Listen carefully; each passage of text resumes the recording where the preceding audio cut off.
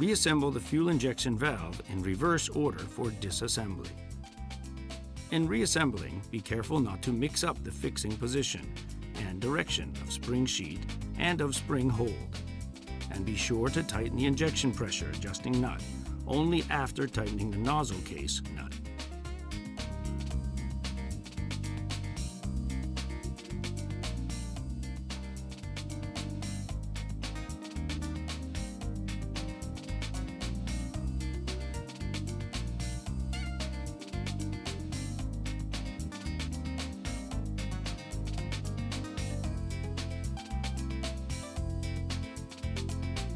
Be sure to use the exclusive socket for the case nut and tighten it up to the specified torque.